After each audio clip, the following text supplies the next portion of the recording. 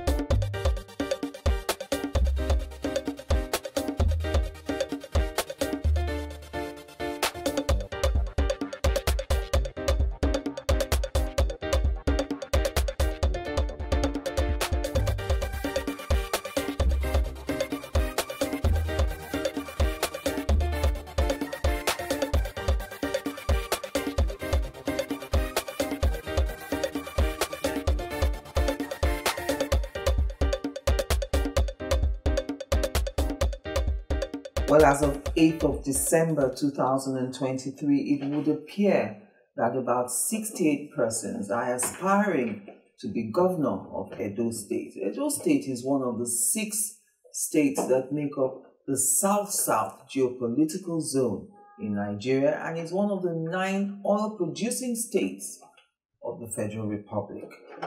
Now, forms have not yet gone on sale, and it will be interesting to see how many people of those 68 actually cross the threshold to buy forms, depending, of course, on how much each party decides to sell its forms.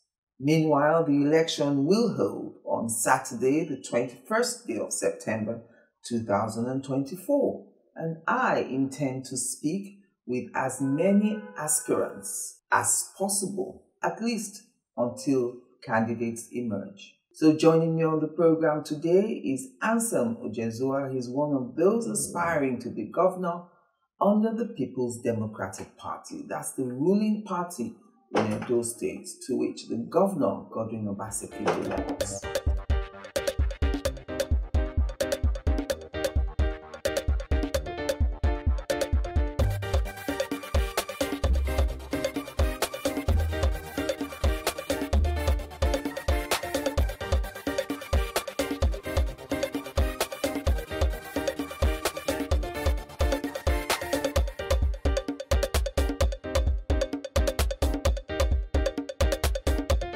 Thank you very much for coming on the program with me today, Mr. Ojezua.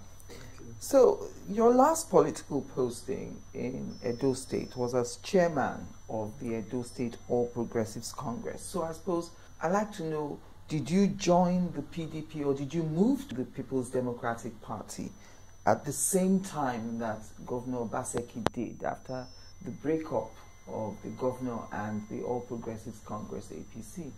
We didn't move at the same time. I had an ongoing tenure at the time. As chairman of the party? As chairman of the party, yes. Okay. What informed the need to move? Well, there were fundamental differences, within the leadership. And the leadership of the APC? Leadership of the APC in the state. Right. Involving Comrade Oshomole, who was then national chairman. I had the benefit of a private meeting with him. In that meeting, he had assured me that he wasn't going to precipitate any crisis within the party. Yeah. So when I found out that what he told me was different from what I saw, yes. Of course, it was not just me. The majority of the leaders in the party were a bit flustered by what took place. Yes. And that was what led to the impasse. Were you flustered that, it didn't look like the APC wanted to give Governor Obaseki a second term? Was that the genesis of the impasse that you talk about? No. It was not just about Obaseki. It had to do with the disrespect and contempt by which the leaders of the party in the state were being treated. It was as if our opinion did not count. Right. It was not just me. The majority of the leadership. Okay, so eventually you moved to the PDP. Yes. If the grapevine is to be believed now, it looks like, even though the person in contention has come out via a press release today to say he's not the anointed candidate, and I'm talking about H.E Godwin. Yes. Right. But if the grapevine is to be believed, it looks like Governor Obaseki has pitched his tent with H.E Godwin, a technocrat like himself. Why wouldn't he endorse or support any of you who are already existing in the People's Democratic Party and rather pitch his tent with a technocrat like himself? Like, you know, the way former Governor Oshiomhole, now Senator, brought him in because he thought he was a technocrat.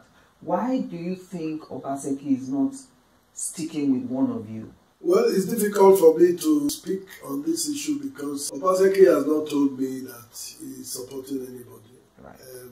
As is customary, before I came out, I mentioned to him. He also advised me on how I should proceed. Yes. And a few months thereafter, he sent for me and he asked me to give him an update as to how well I was doing. And in that encounter, he even promised he was going to make a contribution to my campaign. So on that score, that is what I know. Perhaps people suspect that he's supporting H.E because a lot of top government functionaries and the entire government apparatus surrounds him and moves around with him. Talking about technocracy, sometimes I wonder what they mean by technocrat, you know, because I once asked a question. Between him, an investment banker, and me, a professional lawyer, who is a technocrat? Perhaps they mean that a technocrat is someone untouched by politics who spent all his life in private business, so to speak. If you say that, then what are you doing in a political arena? The position of governor is a product of politics. He runs his government by the vehicle of politics. And I dare say that our problem in Edo today is as a result of poor handling of political issues. In other words, whether you're a technocrat or not, you can't ignore the political aspects. No, certainly not. Politics is not a profession. Politics is a vocation. Anybody can play politics. So why play politics and pretend that you're not a politician? And meanwhile, you're a beneficiary. I think there's a little bit of hypocrisy involved in it. Yeah. But the truth about it is that what is needed in Edo now requires some political experience. Why do you say that?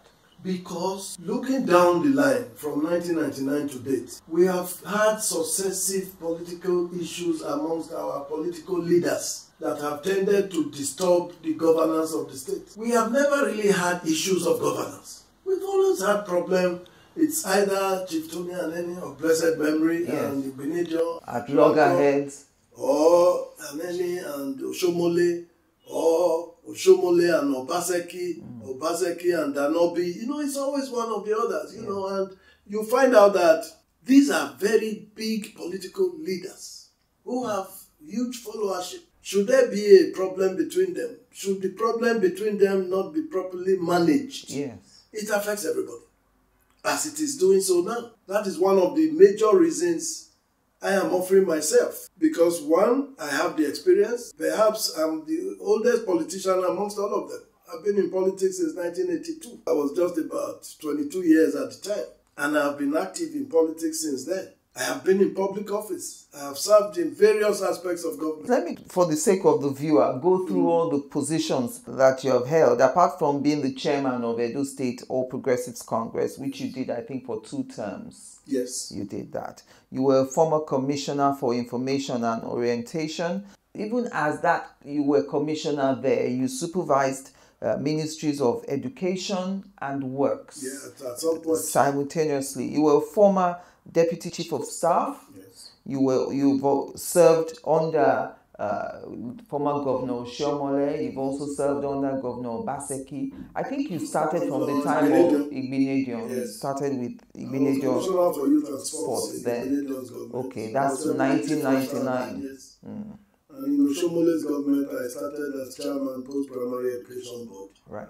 And then I ended up as commissioner for information, during which period for 6 months I supervised Ministry of Works, and for 3 months in addition, Ministry of Education. So you're well experienced in the art of governance. That is correct. Right. So that brings me to the next question. Among the list of qualities that you've touted to justify your desire to succeed Governor Obaseki, you spoke of relevant political skills. Yes. You've also said that earlier on. Do you think this absence rules out any of your rivals in the PDP? At this point in time, I will say so. Because what we need at this time is somebody with political goodwill. That is to say, you have solid relationship with all the players involved who are at loggerheads. Yes. You can imagine now there seems to be a chasm within the party. But I am in touch with all the parties. They are my friends. All the aspirants? Not the aspirants. Most of the aspirants are my friends. But I'm talking about those involved in the so-called political crisis. Those who disagree with themselves cannot find common ground. Yes. I believe I can create the atmosphere for a common ground that will give the party the much needed unity to face our opponents.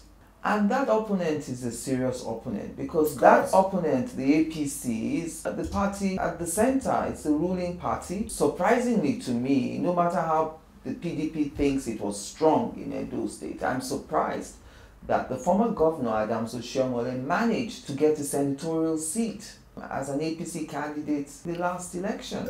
If you are surprised, it's because you are not from Edo. Ajetunmobi is very well grounded in the politics of Edo. If he didn't miscalculate with the way we handled our issues, APC would have been the only party in Edo as at the moment. Why do you say he miscalculated? Because it is as arising from his activities, APC broke down and we lost the governorship. If he didn't disqualify Obaseki, if he had allowed Obaseki to remain in office, if he had allowed us to contest the election as desired by the party members, and as you can see by the electorate. You see, when politicians do things they do, sometimes you wonder whether they are sensitive to the environment around them. Do they know the implications of what they do? They have their ear to the ground. Do they have, or if they do, are they listening? It's like the situation we are finding ourselves now. There is a very strong sentiment, rightly or wrongly, against what they have now called imported materials. So for anybody, in spite of that, to begin to propagate that, I think is a big political mistake. Imported material as what happened 8 years ago, and now we're seeing another... You're even talking of 8 years. It's 15 years now. Because Comrade Ajetunmobi also falls into that category. Of someone imported? He was imported. But he has now grounded himself, and as you can see, he has played his politics right. Particularly in Edo North. He controls the location. Specifically, I speak of Etsako. But you have to be sensitive to your environment. In terms of numbers, which senatorial district has the most numbers in Edo State? Is it north, south, or central? It's south. The south. You know, because everybody converges on south. South is where you have the capital, you have the major tribe, and then a lot of people in search of greener pastures come to the south. That's where everything is happening. Naturally, you have more voters there, but everybody is represented. In your party, the PDP, well, as of 8th of December, when I did this research, they say there are about 68 aspirants for this election. In your party, the PDP, there are 11. 9 are from Edo Central Senatorial District. There's 1 from the north and 1 from the south. Interestingly, since 1999, Edo Central has never produced a governor. You are from Edo Central. What do you then say to your brothers and sisters from Edo South and Edo North who are hoping or aspiring to be governor? Edo State arguably is the most homogeneous state in the country. We all derive our origins from Benin. And to that extent, it can be basis for discussion. Like I've always said, politics is about persuasion and negotiation. It is assumed that we're all reasonable people. And in my own personal experience going around, particularly in Edo South, I have seen that there's a lot of sympathy for Edo Central in this regard, across board. So arising from that, I'm not really very worried about it, because Edo South have consistently been very sympathetic in terms of equitable standards. If you look, you will find out that Ajetunmobi was able to become governor because he had a lot of sympathy from Edo South. They supported him throughout till the end. I expect that the same will apply. I have been told by very senior leaders in Edo South that they consider that it is good for Edo Central to have it, if for nothing else but for equity. Any of the three parties, the three major parties, that is the APC, the PDP and the Labour Party, are they willing to zone the ticket to Edo Central Senatorial District? This issue of zoning, it's something that has been topical over time, but I don't think the constitution of the party or even that of the country encourages it.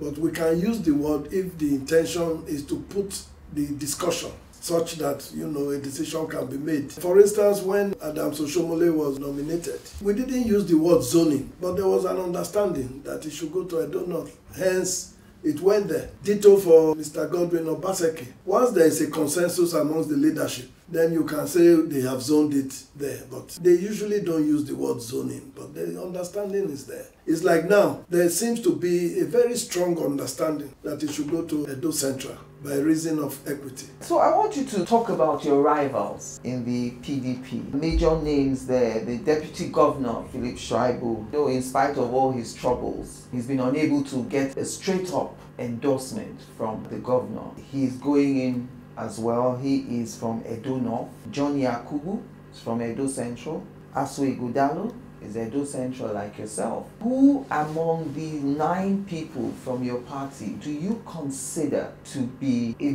veritable competitor? It will be very difficult for me to come up with an answer to this question because each of them has a strong points going for him. I don't think it will be charitable for me to begin to offer an opinion on them and still expect that should it come my way, that they will work with me. So I think it's best to say they are all good men and I just hope that the will of God will prevail.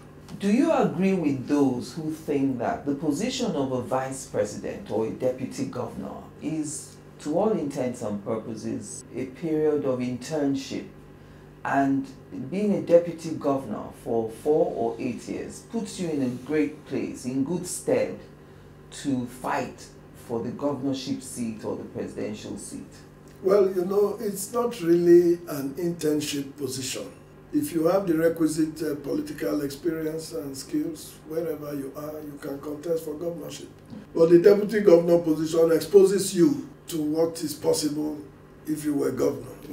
And sometimes, because of the way the constitution is couched, they see a lot of retardation on their part. You can see what has happened across the country, not just in Edo. You see that where the president is not disposed to the vice president, he can neutralize that office. He exists at his pleasure. Yes, so to a point where even the vice president becomes less, should I say, relevant than some of the paid staff of the president or governor, as the case may be. That is one of those deficiencies within the constitution. But there it is, that is what it is. I will say that whoever takes the position of deputy knows the implications of that office and therefore must strive to play that role as prescribed by the Constitution until amended. But it's a good point. As you can see, the deputy governor, in our case, you can see that he's pulling his weight because he has held office over time. But before then, he has held other offices. So he understands how this game goes. He knows how to campaign. He knows how to put his... what to say. You can even see now that he's also trying to make a case why I don't know should have it. So, politics is like that. But I think it's something that gives room for negotiation. You have your position, I have my position. We talk about it. You give me your strong points as to why I should agree with you. That's how it goes. At a point, you may be lucky and it says you have a point there. Once somebody says that to you, it means it's beginning to move towards your end. And where necessary, both of you can shift, meet somewhere in the middle, and then we'll make progress. That's how it works. We'll take a break now. Join us again after the break.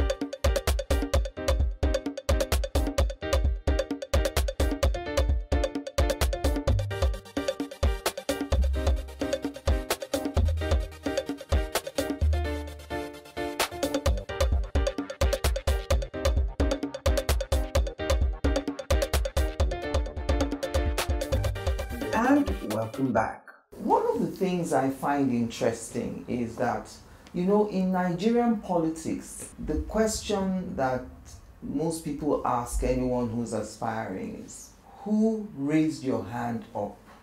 It's always very important, the person that takes your hand and says, this is the person that I want.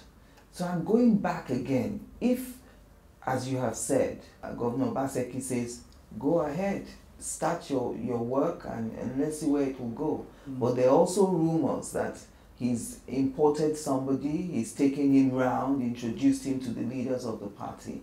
Why would you want to put yourself into that game when the governor seems to have a preferred candidate, even though all parties are playing it down, including Mr. Ighodalo saying today, I'm not the anointed person. I've worked with Adams Oshiomhole, I've also worked with Godwin Obaseki, and that puts me in a good place to try for this governorship seat. You see, if when I went to see the governor in the first instance, yes, to tell him of my aspiration, he had told me, oh, you didn't come on time. I've made my commitment to somebody. Then I would have been put on notice. Yes. And this your question would have been relevant. It didn't happen. A few months after, he sent for me. I didn't go to him to be updated on my activities in this regard. And by the time I finished with him, he seemed quite satisfied that I was making reasonable progress. At least I believe that is the reason why he said he was going to put some money on me. So at what point did he change his mind, if he did change his mind? And I'm not too sure that having gone round, I have given my word, and people have given me their word, leaders of no mean repute. This is not a time for anybody to suggest any such things to me. And let me say this for the record. The governor or president who can pick his successor must do so with the cooperation and collaboration of leaders. He can't do it alone. Not unilaterally. He cannot. He does not even have the powers, not to talk of the capacity. But you agree with me that a governor or president is only really strong if he can ensure that he puts in a successor. I don't know about that. There's evidence. Most of them who have put in their successors by willy-nilly, yes, have ended up fighting their successors. The ones with the greatest record is the one of Rivers. Yes. How many months? And you can see the drama playing itself out. So I don't know what the reason is, but if that is the custom, I am telling you, I have been part of the process for a long time. I have helped governors put in their successors or their chosen successors. And they've only been able to do that where the leadership of the party is in tandem with them. Anything outside that, you may get nomination, but you will never win the election. Well, I understand that your billboards have been very prominent in the capital city, Benin, and possibly some other areas. I'm still wondering why, as former chairman of APC, you didn't decide to contest under the APC.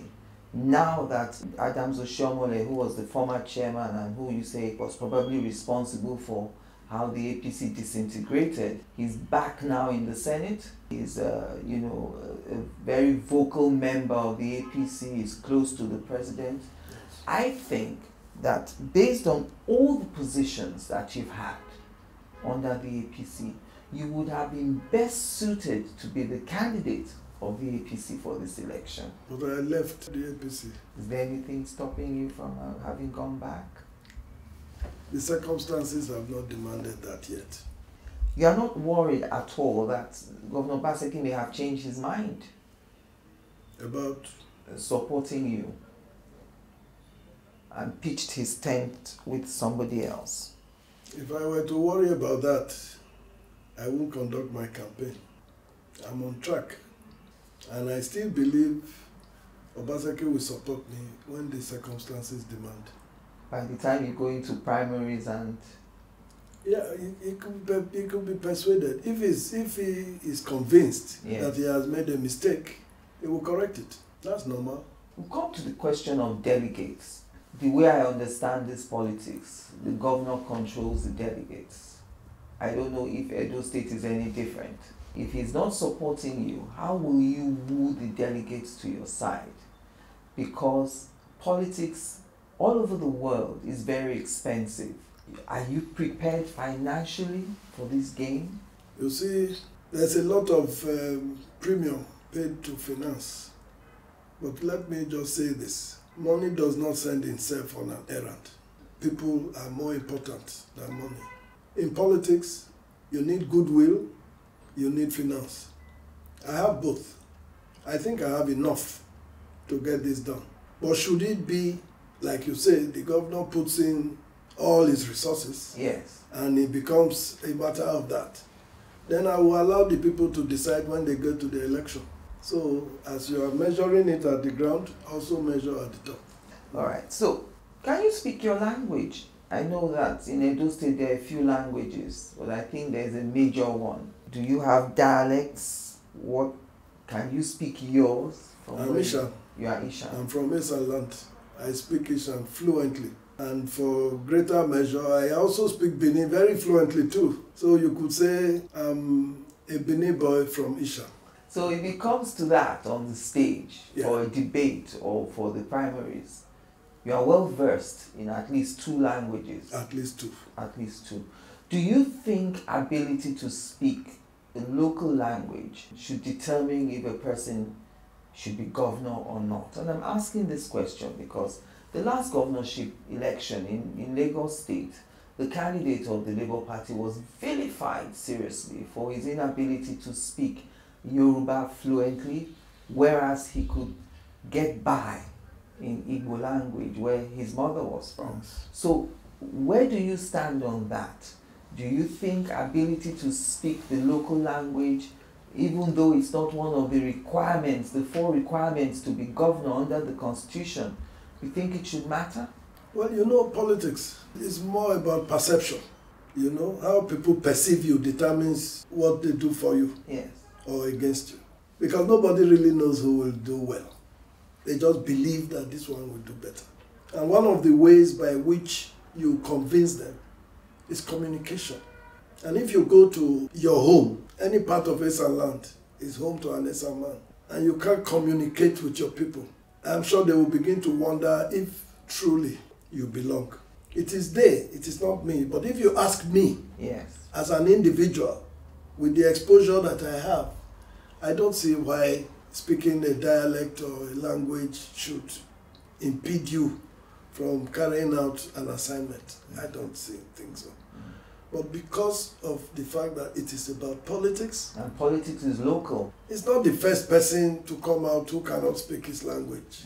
We have had very, very prominent politicians who have been able to get by without speaking their language. They've done a lot for their people too, you know, but there it is. If the people say this is what they want, you give them. I tell you this, I could speak Ishan passively until a day there was an event, you know, students of Ambrosali University, they had an event in memory of Ambrosali. yes, And the late Chief Antonio Naoro was the guest speaker. He spoke in Ishan for more than 2 hours without one interjection in English language. And I looked at this man and I said, I'm looking forward to a day when I can address a crowd in Ishan language without interjecting. And I worked for it. And I'm very proud to say that I'm an Esan man. I speak Esan very, very well, fluently, complete with all the adages and the proverbs.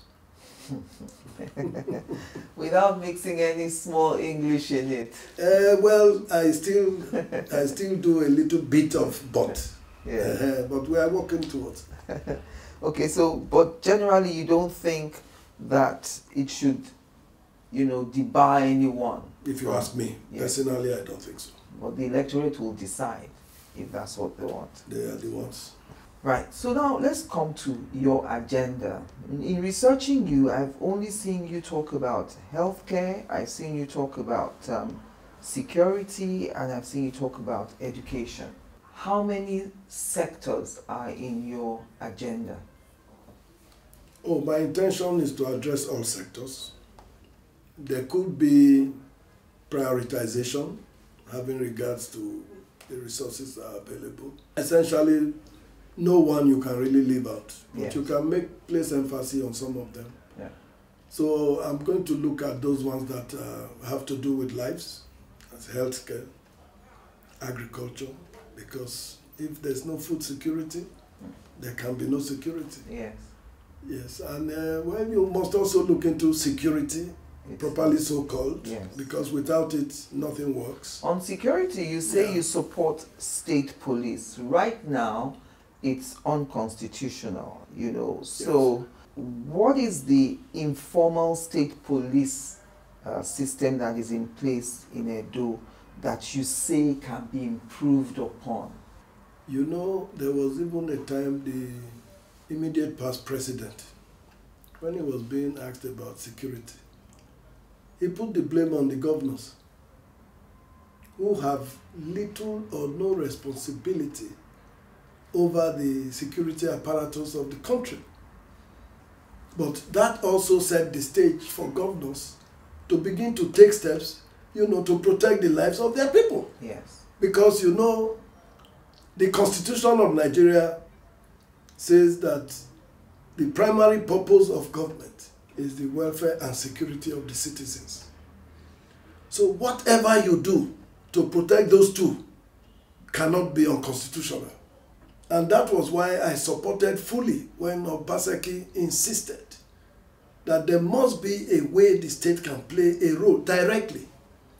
And that is the birthing of the Edo Security Network, which has now been, you know, supported by the commissioning of a control room. So they are now upgrading, you know, with the use of technology. I won't be surprised if I see drones in a short time. These are all measures that can be taken to even help the regular police. Because you find out that the major threat of security in our places lies in the bushes, in the forest. That's where these kidnappers come from, hiding under the canopy as if they are herdsmen. They are not herdsmen, they are kidnappers. They are terrorists, you know, but they hide under those. So that's why in Edo, there was a policy that nobody should be in the bush. So come and live with people. Outside. Yes, so that is one thing that I'm going to passionately pursue. The reason why I talked about improvement, what you find right now, you have a plethora of small units across the local governments in the state. You don't have a regulated force. Each local government is running its own thing. In its own way. Even in a local government, you still have small pockets, vigilante, this one, you know. So it's still amorphous, so to speak. I think that for the job they do, it has to be a regimented institution so that you can control, you can monitor, and you can train, you can improve, you can do it, and everything will be done empirically because security is important. So what are the major security challenges that Edo experiences? You've mentioned kidnapping and people camping in the forest. What else? You know, each state seems to have its own color. Yeah, peculiar. Yeah. It's a wide range. You know, you still have the regular crimes. You know, stealing, armed robbery. Yes. You have some of those. You have communal clashes. You have intra-communal clashes. You have small groups within the community fighting over land and stuff like that. We have serious issues along those lines. Yes. So those ones are there. But the major problem, and it's pervasive in the country, the Nigerian police force is not prepared for policing Nigeria. Number one, I believe their numbers are inadequate. Number two, I believe they are ill-equipped. Number three, I believe that the federal government is not investing enough in the police in terms of training, in terms of technological upgrading and updating. Police is the basis for any type of policing in Nigeria. Whatever arrangements we make is only complementary. For instance, what we do now, the major advantage that the local network helps for is intelligence gathering. You know, I was going that way. Those who really know the bushes are the hunters. They know the bushes more than the guys who live there because they stay there. They go into the bush and they stay for days hunting. Yes, no policeman or even soldier will go into the bush if he doesn't know what he's going there for or where he's going. Those are the guys who are able to come up with invaluable intelligence that help to do those kinds of assignments. So it's going to have to be a joint effort. Federal government must prioritize the Nigeria police force. There seems to me to be some, I don't know, to ensure that our police don't work the way they should. You say the governor is the chief security officer, yet he cannot give instructions to a commissioner of police. The commissioner of police takes instructions from his inspector general. In Abuja. So when the chiefs are down, what happens? So they need to look at all of those things. Let us prioritize the lives of our citizens rather than the powers that we have. And in all of that, more than half of the entire police force goes to VIP protection. What do you say to those who think that some governors may misuse state police to go against their enemies? I always say this. A governor may want to misuse power for political advantage. So does the politicians. Not everybody is interested in politics, but everybody is interested in life. And the protection of life, in my opinion, supersedes that of this. Why don't you say that the president is misusing his power over the Nigeria police force or the army? We have had cases like that. Yeah. We have had presidents who have actually misused their powers. It does not remove, from the essential work that these bodies have been created for. So we are interested in ensuring that our citizens are safe, that they can go about, do their businesses under safe conditions. In Benin now, you have a situation where terrorists have taken over entire villages. The villagers have left it for them. It's disgraceful, to say the very least. It's unacceptable. So the issue of abuse, in my opinion, does not arise. Even with the status quo as it is, what stops a governor having all the resources from calling the police even as it is and using them for the purpose that he wants to use them for? Are there no cases of that nature? So what's the difference? But if we bring them in and they do the job that essentially that they are meant to do, I will be satisfied. And let me also say, even though a lot of people appear to have lost confidence in INEC, but the general belief is that if you are a governor and you have misbehaved, you will be voted out of office. Things will not remain like this all the time. They will improve. At least until this last election, INEC had steadily been gaining a lot of, confidence. It's just this very last one, and there are people asking fundamental questions and so on. But again, look at it. You blame INEC, you blame the police, you blame the judiciary, what is left? And none of these people you are talking about are imported. They are all Nigerians. What does that tell you? Sometimes all this misbehavior and misdemeanors, I hope it's not a culture that is developing in Nigeria. Even you can tell from your own staff. You ask your driver, go and buy me petrol. You give him cash, you will be lucky to get value for money.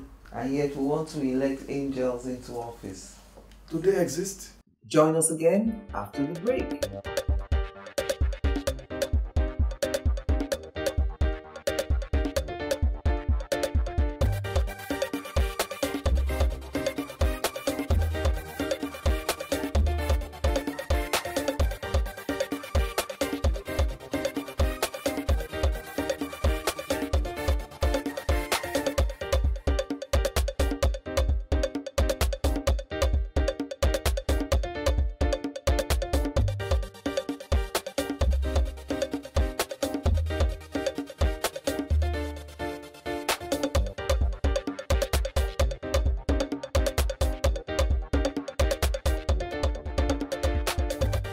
Welcome back to my concluding moments now with ANSELM OJEZUA. Let's talk about your agenda on education. I read what you said about teachers and Yes.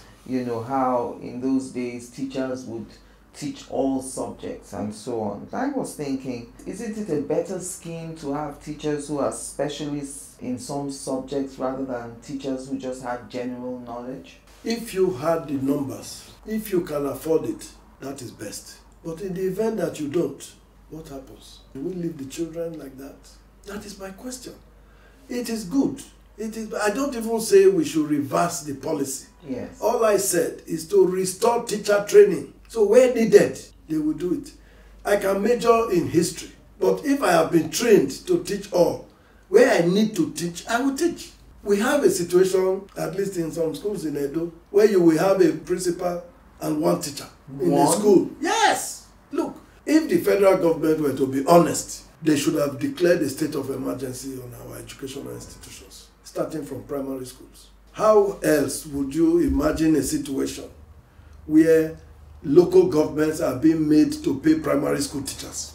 Are they their staff? And if they now pay the teachers, they cannot pay their own staff, local government staff. So it's like robbing Peter to pay Paul. Yeah. You want to solve this problem, you create.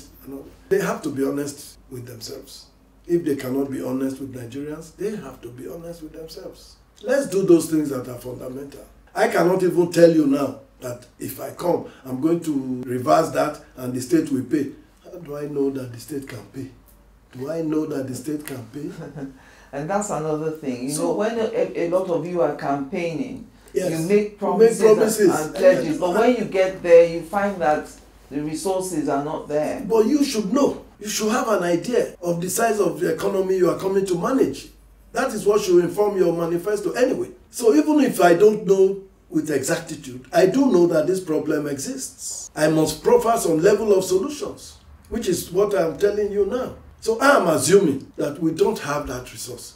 The economy is growing, that is true. It might get to a point where we will be able to have this excellent and beautiful idea that you have specialized teachers even at the primary school level. But for right now, we have to do that which is necessary in the interest of our children. The United Nations says that, governments should spend 26% of their revenue on education. Is that a policy that you probably would seek to use? I believe that those who come up with those figures, they probably are dealing with developed countries who don't have issues of infrastructure. Look, we don't even produce anymore. We used to produce in the days of marketing boards. Yes. We used to produce and we export our produce in their raw form. I'm a critic of that. I don't see why Nigeria should export any of its produce in its raw form, starting with oil. Without adding value to it. Without adding value. You are exporting your jobs. You are exporting your economy. And in Edo, that's one thing I'm going to fight very hard to establish. A policy that says nothing will leave Edo in its raw form. We will encourage a lot of produce because at the moment, we are not in production. What are the crops that are unique to Edo State? Edo is unique by itself. We have tropical rainforest. We have some level of savanna. There is nothing you cannot grow in Edo. Cocoa does well in Edo. Palm does well in Edo. Rubber does well in Edo. These are economic crops. We can produce maize, but we are not. We have land in abundance. The IITA has said that the best rice belt in Nigeria is between Ajetunmobi and Ilushi. That's in Edo. Are we producing rice in that quantity? The answer is no, but we should. So by the time we do, even take advantage of our comparative advantages, I believe that the economy will deepen. Right now, Edo economy has grown. No doubt about that. The only question I may ask, how much of that growth has impacted the citizens of Edo directly? Because you see a lot of investment coming from the outside, which means the proceeds will also go out. Wow. But I'm looking for an economy that will grow and impact directly.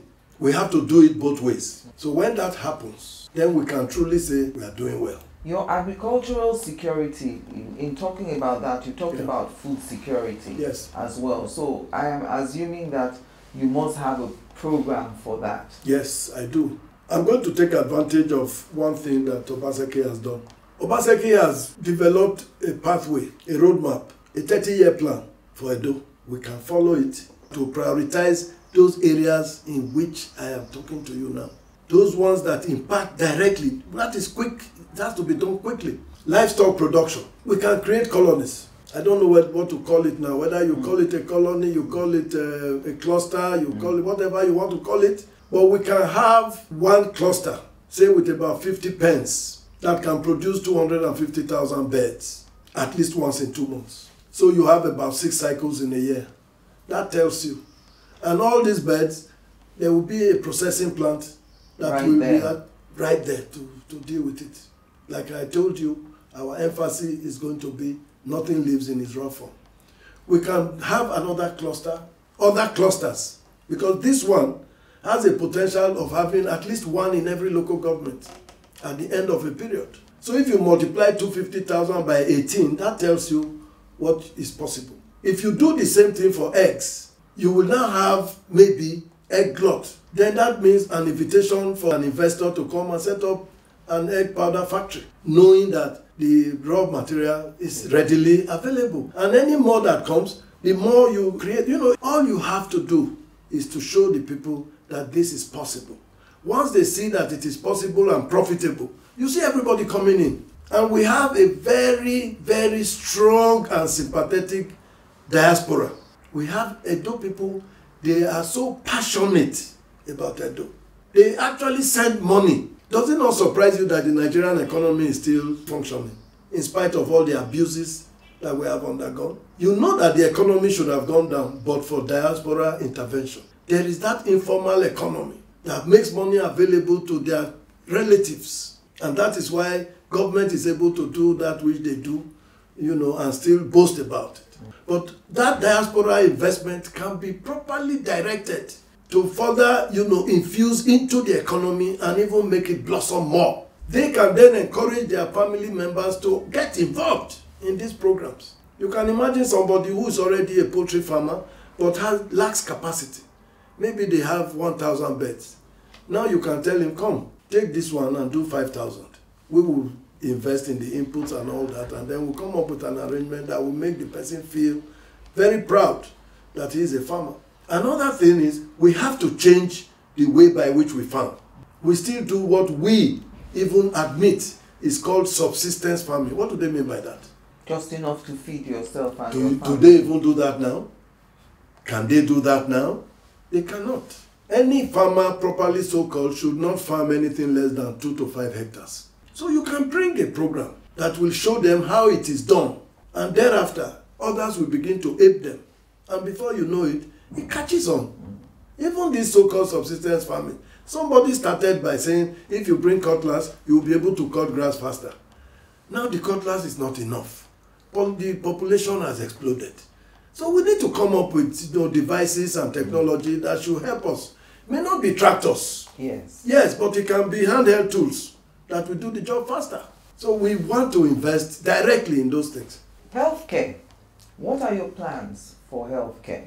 You see, one thing I've noticed about health is the fact that the cost is getting beyond the reach of even the middle class. And again, that is why I like the idea that Obaseki has introduced health insurance. For whatever reasons, the people haven't really bought into it, but steps are being taken to ensure that they do. But until then, there are some of them who cannot help themselves, the very old and the very young, and perhaps the women.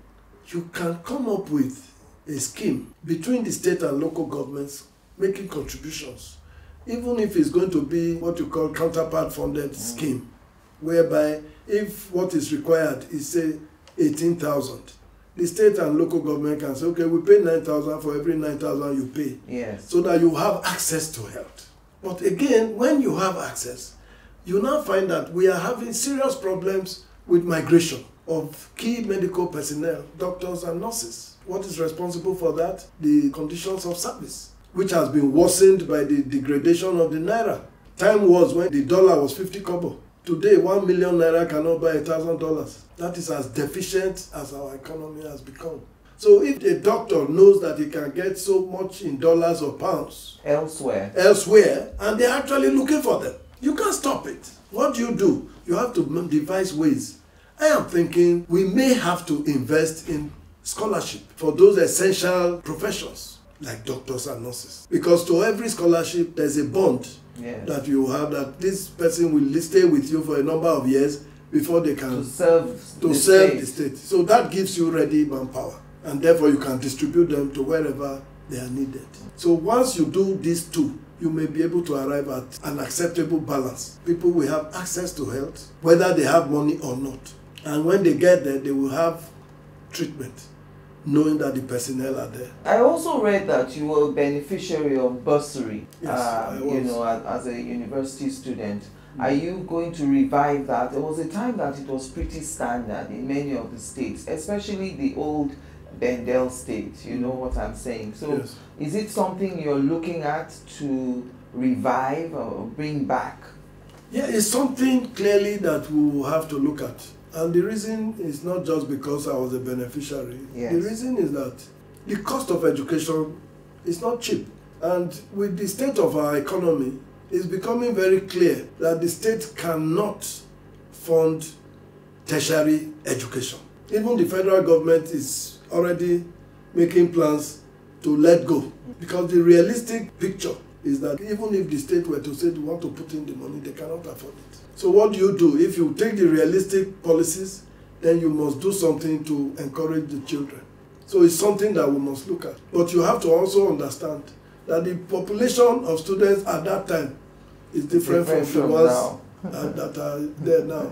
So we have to also look at that. But I think it's something we need to look at. So finally, Kenneth Imaswagbon, he's contesting under the Labour Party, or he's aspiring under the Labour Party. He's made a point about people making sure that they don't give tickets to newbies, I think new entrants into politics. And so that brings me to this question that, across board, you've talked about your co-candidates in the PDP. Who would you say in the Labour Party or in the All Progressives Congress do you consider to be a strong competitor going into this race? You want to ask me the same question in a different way? That's from I'm the sorry, APC I will give you, and the I will Labour give you Party. the same answer. Yes. I am not qualified to, back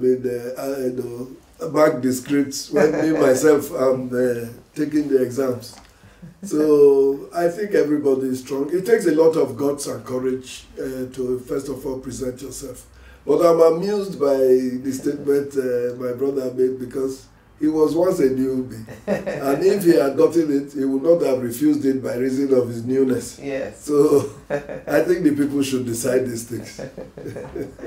Well, thank you very much, Mr. Ojezua, for so spending much. 60 minutes with me today. Thank you. And thank you for watching. I'm Angela Ajetunmobi.